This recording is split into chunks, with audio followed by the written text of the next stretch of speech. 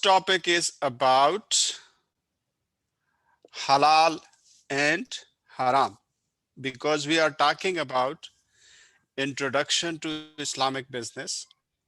So according to Islamic religion, some activities are halal and some activities are not halal. So we have to avoid those activities which are not halal, and we will promote or we will stick to those activities which are halal. As a business student, we need to learn this halal and haram activities because we are talking about business. So when we know that something is haram for Muslims, so maybe we will not plan the business in that product. For example, we cannot open the bar where liquor and wines are sold, but we can open the shop for halal soft drinks. So we need to understand that what is halal and what is haram. As a matter of principle, just look at this verse of the Quran. Ya bani Adam, khuzu zinatakum inda kulli masjidin wa kulu washrabu wa la tusrifu innahu la yuhibbul musrifin. Bismillah ar-Rahman ar-Rahim. Ya bani Adam, khuzu zinatakum inda kulli masjidin wa kulu washrabu wa la tusrifu innahu la yuhibbul musrifin. O children of Adam, dress yourselves fully, properly, and decently at the time of every worship. Eat and drink, but do not transgress, for Allah does not like the transgressors. So the principle number 1 we got here. Kulu washrabu wala tusrifu. So this is the point. And khuzu zinatakum in the kulli masjid. So foods are covered here and dresses are covered here.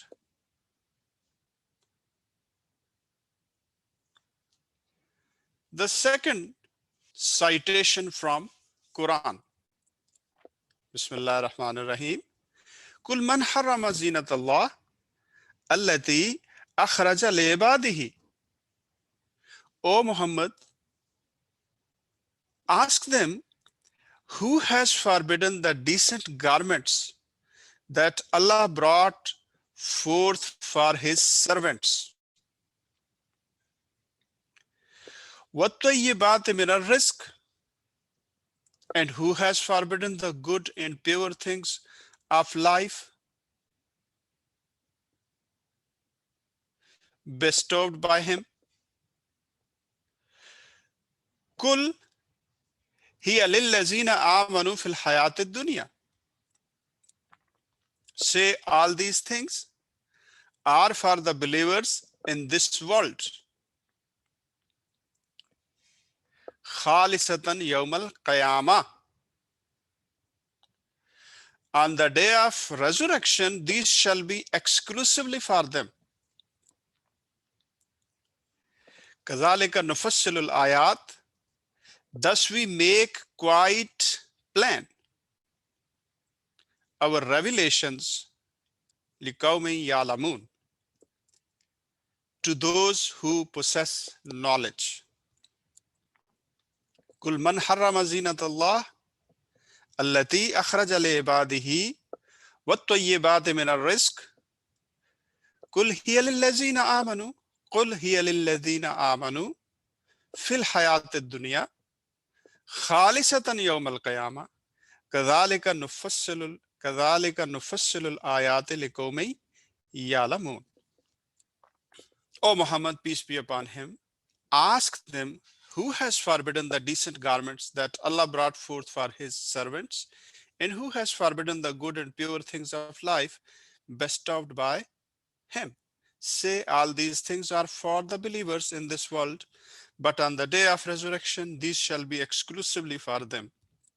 Thus we make quite plain our revelations to those who possess knowledge.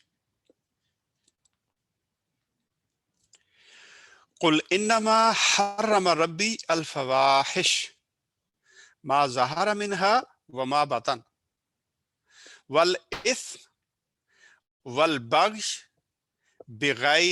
بِغَيْرِ الْحَقِّ وَأَن تُشْرِكُوا بِاللَّهِ مَا لَمْ يُنَزِّلْ بِهِ سُلْطَانًا وَأَن تَقُولُوا عَلَى اللَّهِ مَا لَا تَعْلَمُونَ. O Muhammad, say to them, the things which my Lord has forbidden are shameful deeds, whether open or secret, sinful things, and transgression against the truth. He has also forbidden to associate partners with Allah, since he has sent down no authority therefore. He has also forbidden to attribute to Allah's name the things which you know not, he has set.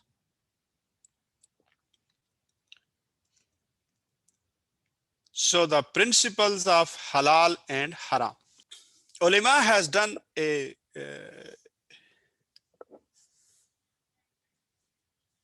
excellent work, and I report here some principles of halal and haram.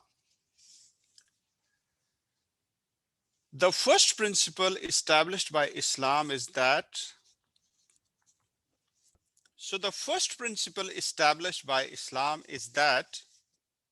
things which Allah has created and the benefits derived from them are essentially for human beings' use and hence are permissible. Remember again, be careful. The first principle is whatever Allah has created and you can take benefit out of that, and they are essential for use of human being, they are permissible. Kullu halal, except, there is an exception. Everything is halal except what is prohibited by Allah subhanahu wa ta'ala. So Islam gives you the list of haram, rest everything is halal. Nothing is haram except which is prohibited by a sound and explicit nas. Nas, noon, swad, nas, denotes either a verse of the Quran or a clear, authentic and explicit sunnah. Clear, authentic and explicit sunnah. And sunnah is the practice as well as saying of the Holy Prophet Muhammad, peace be upon him. These are the two main sources of Islamic law, that is its Shari'ah, from the lawgiver Allah subhanahu wa ta'ala. If the nas is not sound, as for example in the case of a weak hadith, or if it is not explicit in stating the prohibition, the original principle of permissibility applies. This is principle number 1. Bukhari, Muslim, Dawood, Tirmidhi, Nisai, and Majah. Sahai Sita. Very good. Very good. MashaAllah, MashaAllah. In Islam, the sphere of prohibited things is very small, while that of permissible things is extremely vast. There is only a small number of sound and explicit text concerning prohibitions, while whatever is not mentioned in a nas as being lawful or prohibited falls under the general principle of the permissibility of things and within the domain of Allah's favor. Salman al-Farsi Raziyallahu ta'ala anhu reported that when Allah's Messenger sallallahu alaihi wasallam was asked about animal fat, cheese, and fur, he replied, "The halal is that which Allah has made lawful in His book, and the haram is that which He has forbidden, and that concerning which He is silent, He has permitted as a favor to you." So clear principle is there, right? And that concerning which He is silent, He has permitted as a favor to you. So the same principle continue. The principle of natural permissibility is not only limited to things and objects, but also include all human actions and behavior not related to acts of worship, which may be termed living habits or day-to-day affairs. So it is not only limited to the things, it is for all your life. Everything is halal unless it is stated that this is haram. However, in case of worship, you cannot bring in any new thing. In case of worship, you have to follow the way told by Prophet Muhammad, peace be upon him.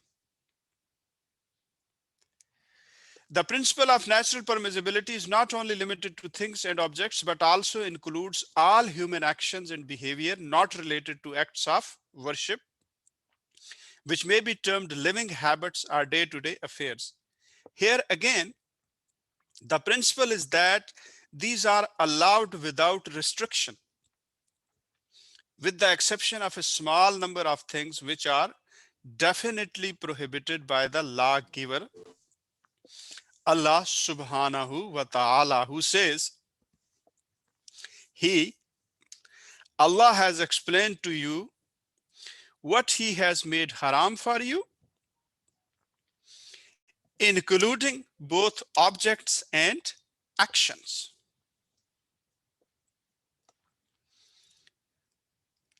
Allah has explained to you what He has made haram for you, and this is written in Surah 6 and Ayah Wahid Tisa.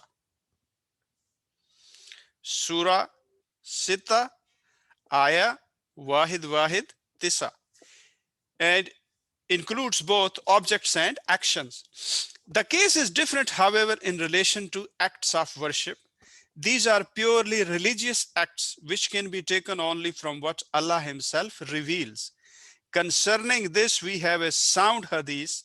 Any innovation in our matter which is not a part of it must be rejected.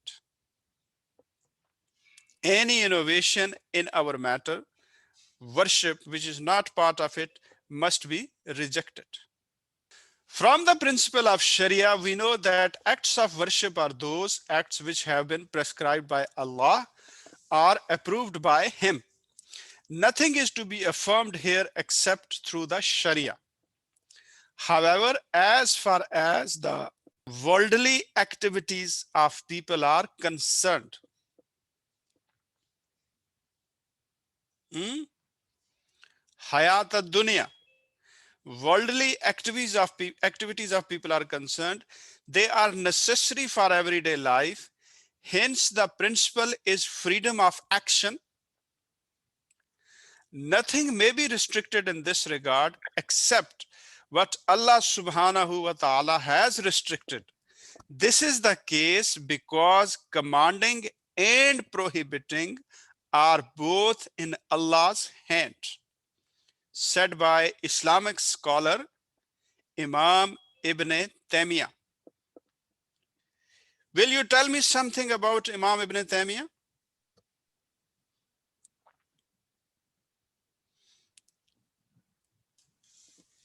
Imam Ibn Taymiyyah,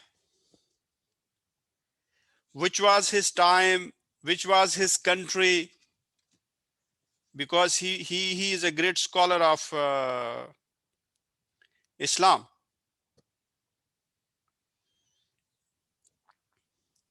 And he was 1263 to 1328. Oh, that was a very tough period for Muslims. Do you know? Because in 1258, we had the Baghdad disaster. And Imam Ibn Taymiyyah was born on 1263, yani after 5 years. So you can read about Imam Ibn Taymiyyah. I'm sharing this link. You can read later on. So this is a great benefit principle, beneficent principle, on the basis of which we can say that buying, selling, leasing, giving gift, and other such matters are necessary activities for people, as are eating, drinking, and wearing of clothes. If the Sharia says something concerning these mundane matters, it is in order to teach good behavior. Accordingly, it has prohibited whatever leads to strife, has made obligatory that which is essential, has disapproved that which is frivolous, and has approved that which is beneficial. All this has been done with due consideration for the kinds of activities involved, their magnitudes and properties. This principle of Islam, that we got the list of haram activities, rest everything is halal, it brings in dynamicism within the religion, and this religion is practicable for any period in the future. Because life is moving ahead, life is changing, new things are emerging. You are free to adopt as long as they are not haram. So the only thing you have to look into, that the products which are coming to you, for example, if I talk about chips, does it contain some quantity of pork, or does it contain some quantity of liquor and wine? So I have to see that what are the ingredients. If halal tayyib, we can use it, no problem. So this is a great principle which brings in dynamicism in our civilization, that we can adopt any new thing as long as it is not declared haram by the Islamic Sharia. In accordance with this principle, Imam Ibn Taymiyyah and his pupil means student, Ibn al-Qayyim, and Hanbali jurists. We have 4 Sunnah. In Sunnah, we have 4 schools of thoughts. Can you name those schools of thoughts? Yeah, Maliki, Hanbali, Hanafi, and Shafi'i. Good. So according to one school of thought is mentioned here, and the Hanbali jurists in general hold that contracts and the conditions laid down in them are essentially permissible, as any contract not involving any matter which is textually established as haram is valid.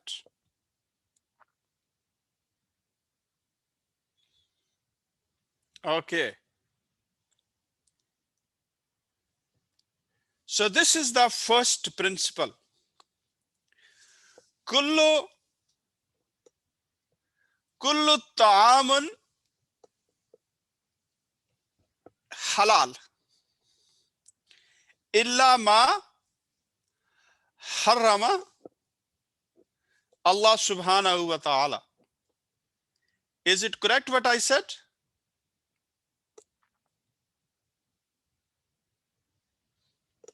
Yani everything is halal except those things which are declared haram. The second principle, and this is an excellent principle, let me tell you. The second principle is that who has the authority to declare something haram? The second principle is that Islam has restricted the authority to legislate the haram and the halal, taking out of the hands of human beings, regardless of their religious or worldly position, and reserving it for the Rabb of human beings alone. Neither rabbis, nor priests, nor kings, nor sultans have the right to prohibit something permanently to Allah's servants, ibadallah. If someone does this, he has certainly exceeded his limit, usurping the sovereignty which, with respect to legislating for the people, belongs to Allah subhanahu wa ta'ala alone. So who can decide, who can declare something haram? Only Allah Rabbul Alameen. No one else can declare anything haram for ibadallah.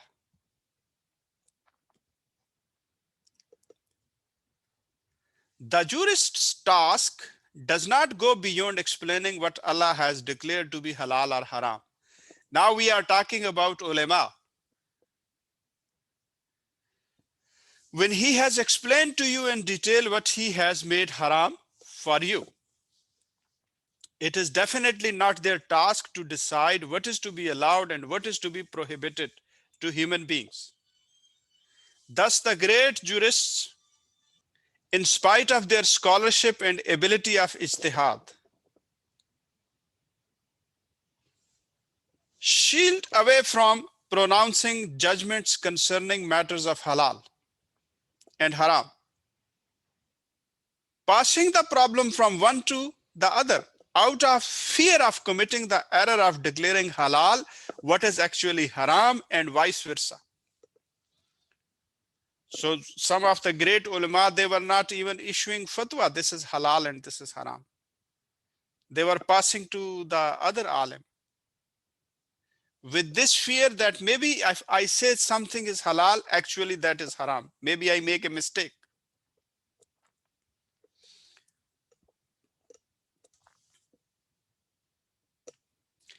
In his book, Al-Um,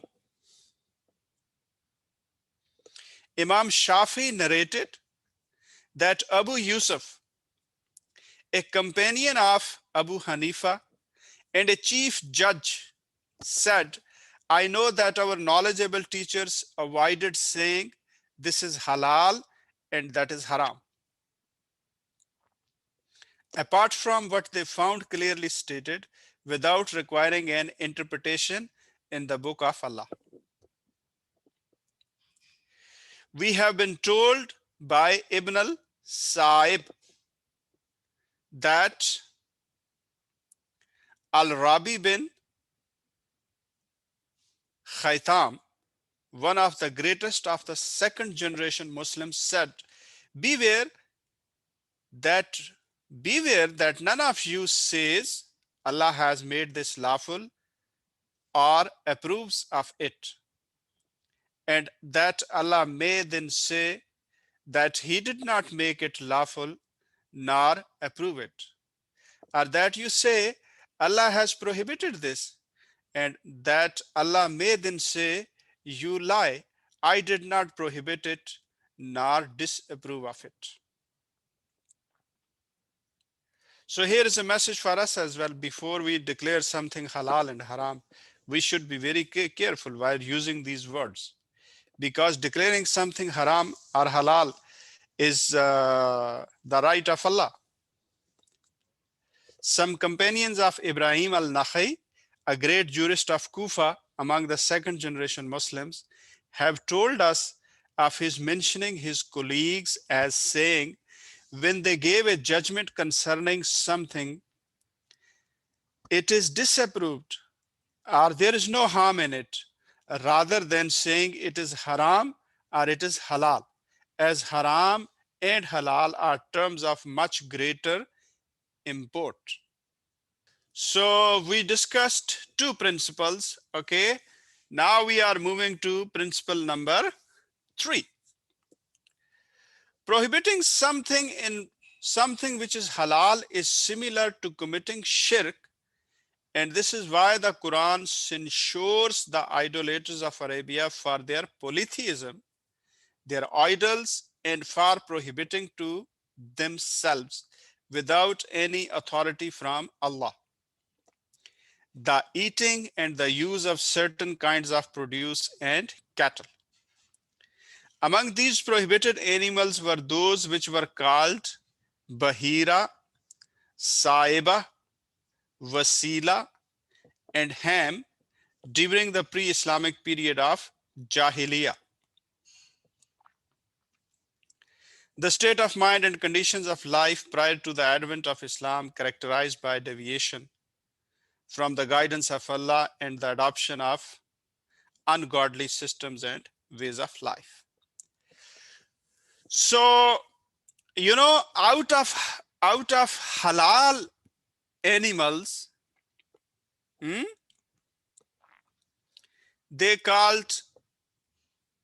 made eating, they prohibit eating of Bahira, Saiba, Wasila, and Ham. Have you listened these terms before? Bahira, Saiba, Wasila, and Ham. These are Arabic terms. Anyone?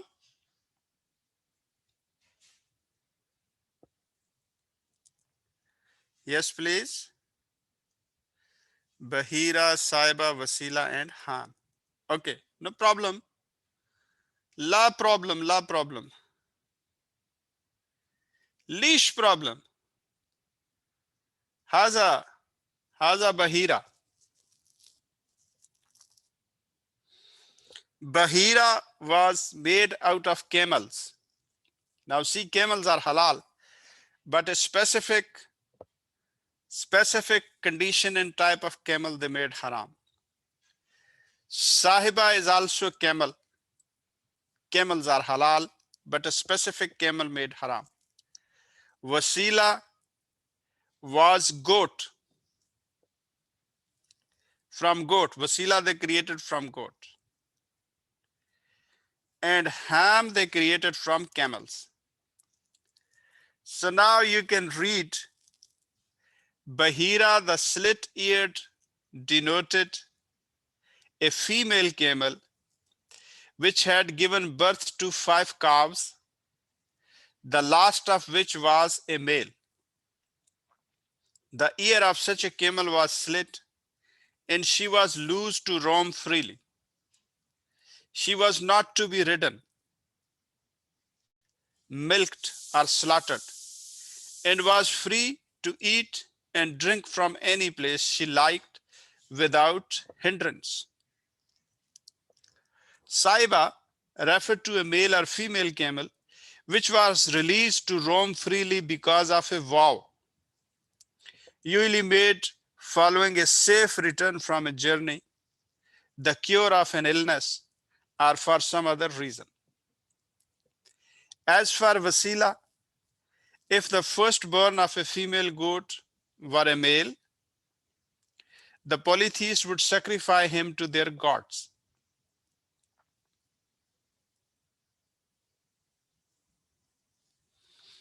While if it were a female, they would keep her for themselves. In the case of twin offspring, one female and the other male, they would say he is her brother. And instead of sacrificing the male, they would release him to roam free. He was known as Wasila. And if a male camel's second generation offspring was capable of carrying a rider, they would let the older camel go free, saying he saved his back and calling him Al-Ham. So these are some of the practices. Allah did not institute Bahira or Saiba or Wasila or Ham, but those who disbelieve forge a lie against Allah, and most of them do not use their reason. When it is said to them, come to what Allah has revealed and to the messenger, they say, what we found our fathers doing is enough for us. What? And even though their fathers did not know anything and were not rightly guided. So declaring halal as a haram or haram as a halal is like committing shirk, because the right to declare halal and haram rests with Allah subhanahu wa ta'ala.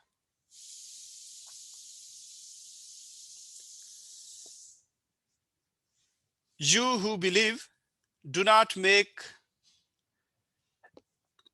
haram the good things which Allah has made halal for you, and do not transgress. Indeed, Allah does not like the transgressors. And eat of what Allah has provided for you, lawful and good, and fear Allah in whom you are believers. So we did the three principles of halal and haram. The first principle was, or is, everything is halal except what is stated haram. The second principle is right to declare halal or right to declare haram rests with Allah subhanahu wa ta'ala. No one can interfere. The third principle is declaring halal as a haram or haram as a halal is like committing shirk. And then came the reference of Bahira, Sahiba, Wasila, and Ham. The fourth principle of halal and haram is the prohibition of things is due to their impurity and harmfulness. Allah subhanahu wa ta'ala is not arbitrary in what he commands, because he is merciful to his servants.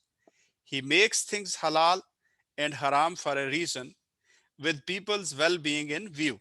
Accordingly, he has neither permitted anything except what is pure, nor he prohibited anything except what is impure.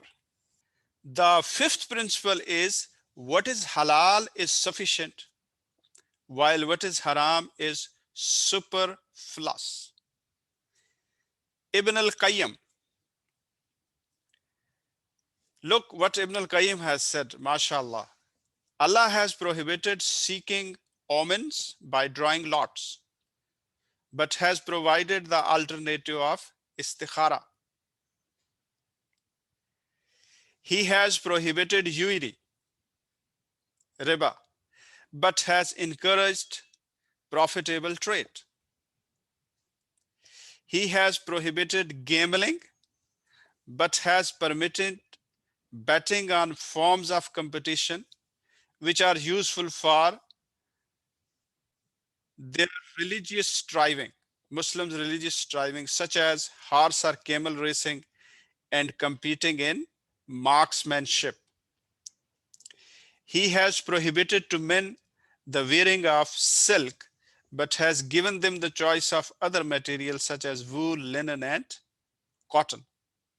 He has prohibited adultery, fornication, and homosexuality, but has encouraged lawful marriages.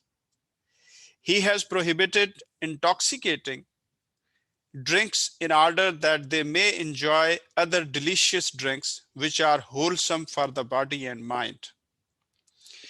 And he has prohibited unclean food but provides alternative wholesome food. Rawda al-Muhibbin, page 10, and a Alam al-Mawaqi'in, volume 2, page 111. MashaAllah, Ibn Qayyim has wrote in an excellent way. He has explained. Dr. Dancing Haram. It's like sport. We will come to this topic with some references. I think I should stop here. It's okay. That is enough for today. So we did only 5 principles of halal and haram.